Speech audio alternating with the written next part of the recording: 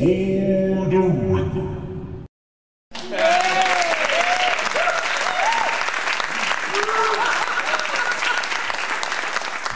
Good day, everyone. Welcome once again to another episode of For the record. This is your host, Senor Simon. a firm and courageous confidant of truth, an agent of light and clarity to a darkened and unclear controversies in our society and its people. Welcome to another episode of For the Record. For this episode, we've titled this as Sex v. Gender with a question mark. Are there any differences? Because co-issues since the mobilization of this transgender movement, especially in the United States, the term sex and gender is now having a significant differences in terms of its definition and usage.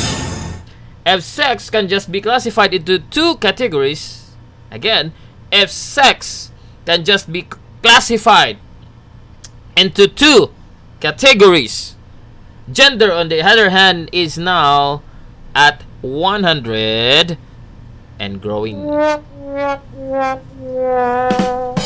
So that is what we are going to discuss for this episode on For the Record. But before anything else, let me remind everyone to like, subscribe, and click on the notification bell for our YouTube channel so that you will be updated whenever we are having our live stream like Issue 101 or new videos that we upload like this For the Record. And also, please support our Facebook fan page, the Senor Simon Issue 101, by following it and liking our Facebook fan page. And we also have Twitter account.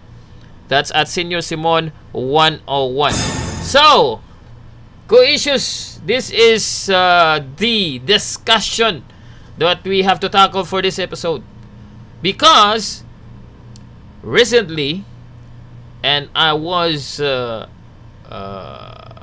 surprised by the... Actually, this happened a long time ago, since the pandemic, I believe, that this became a very hot debate and discussion. So that is why in our YouTube channel, yours truly, Senor Simon, will tackle this discussion, because it's very important for us not to be enticed, not to be fooled by the foolishness of this wokey. Is that the right term? Wokey? Wokiness in our society. So let's just study first the terminology that we are actually discussing right here in our channel. So if we go to Wikipedia, the easiest source of any definition, meaning, sex is defined as the trait that determines whether a sexually reproducing organism produces male or female gametes. Male plants and animals produce small mobile gametes, that's spermatozoa, sperm, or pollen, while females produce larger non-motile ones, that's ova, often called egg cells. Organisms that produce both types of gametes are called hermaphrodites. Now, during sexual reproduction, male and female gametes fuse to form zygotes, which develop into offspring that inherits traits from each parent. So, the simplest that we can interpret from this introduction, from this Wikipedia, from this definition, co-issues, it shows us that if we are talking about sex, we can just, or it can only be classified by means of biological definition. In fact, this one has been defined by the gametes that is produced by such organism. In this case, male and females. And there are exceptions of organisms that produce both gametes, and they are called as hermaphrodites. Alright, so that is clear for us. If we are going to talk about the terminology sex, but of course there is another usage of this term, and I do believe most of you know what is that all about.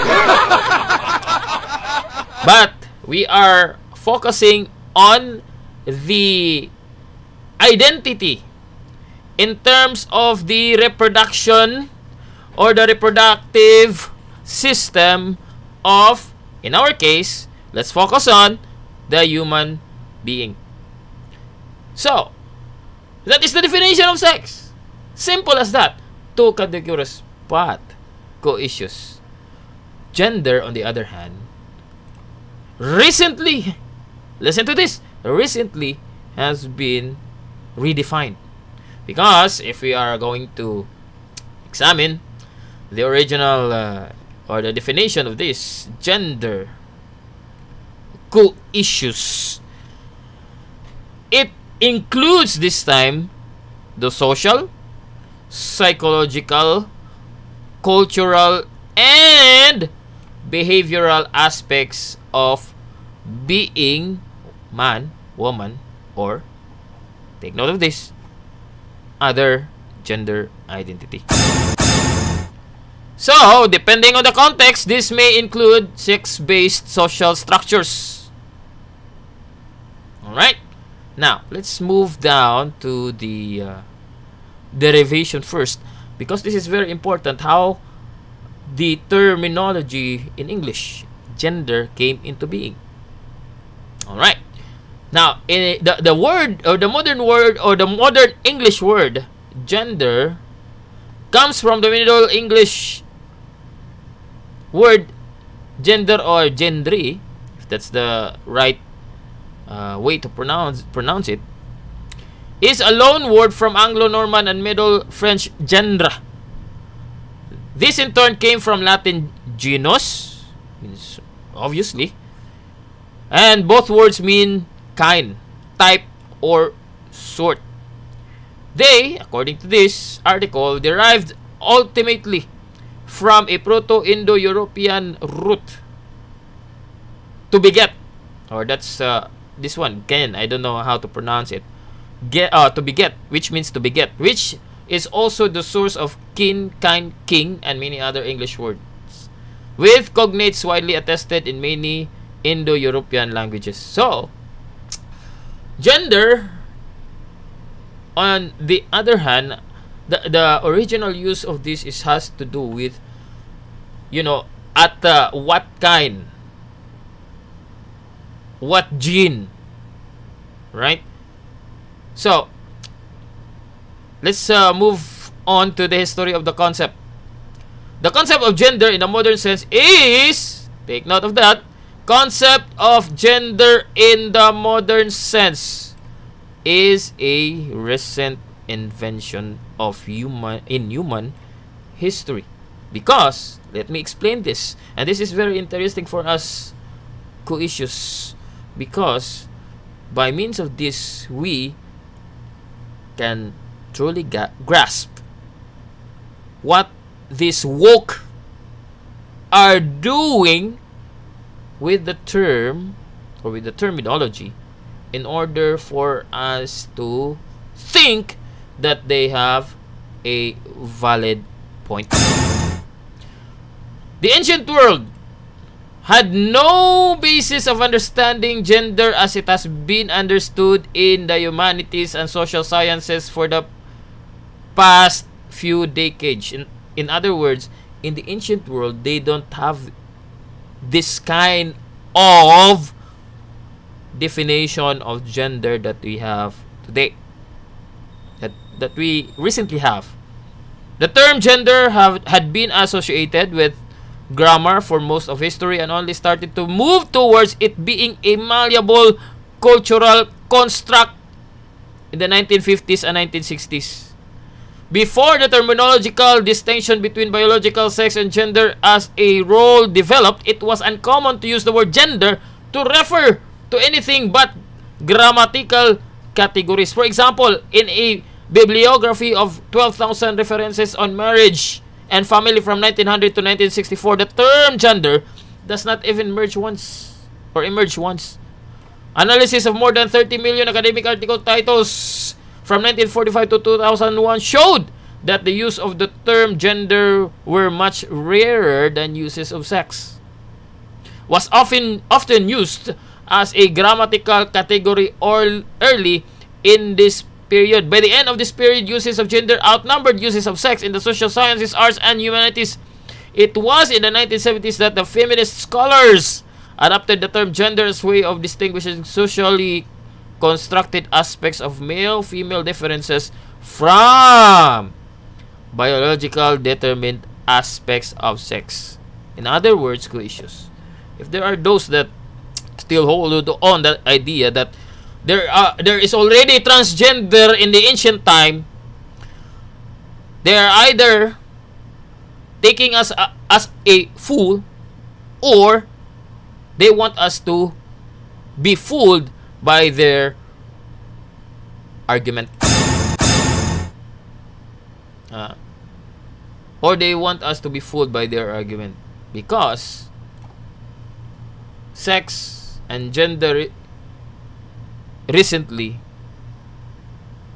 is, it's just a recent invention that we have differences in the utilization, in the usage of the word gender.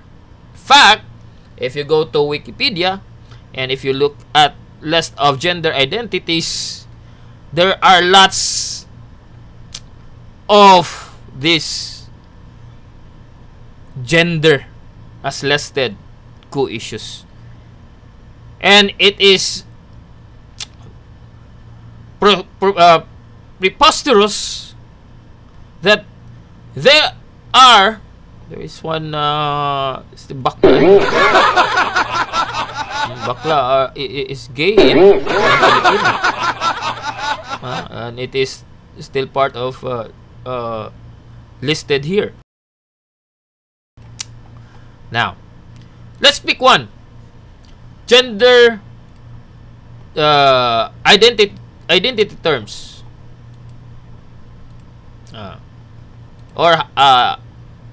On this website, it listed only 68, but as far as I know, there are 100, and it is still growing issues. So, here in Healthline website, there are recognized 68 terms that describe gender identity and expression. Let's pick some of those. We have AFAB, that's assigned female at birth, and of course the male assigned male at birth.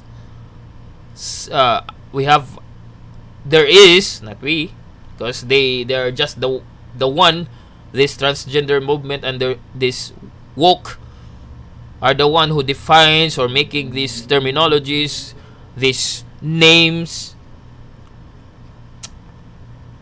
as designated, as categorized as gender identity. We have a gender, someone who doesn't identify with the idea. Androgyne, someone who has a gender presentation or identity that's gender neutral or has both masculine and feminine characteristics. Bigender, binarism, I don't know. This one says gender, a term used to describe people who exclusively identify with sex and gender they were assigned at birth. So there are lots of these co-issues, and the link of this website is on the description box if you want to explore how what we call this, how preposterous, how I forgot the term, these woke are co-issues. So that's what we are tackling here, the recent invention of humanity, of this minority that they want us to recognize their foolishness. They want us to recognize them that doesn't recognize the reality of their sexual, biological, and whatever they have originally when they were born. They cannot accept what they are. How can we accept what they are if they themselves cannot accept of who they are? For the record. By the way, co-issues, for our next topic on For the Record, we are going to discuss that we have a very interesting topic to discuss next episode of For the Record. We will talk about the pronoun they, them, which actually is a demonic.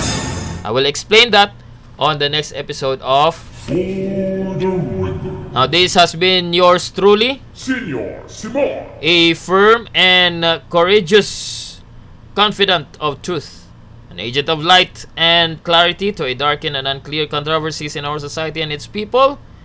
We'll say a well-informed person is advantageous. Take care, God bless you all, and all praises belongs to our Lord Jesus Christ. Bye-bye.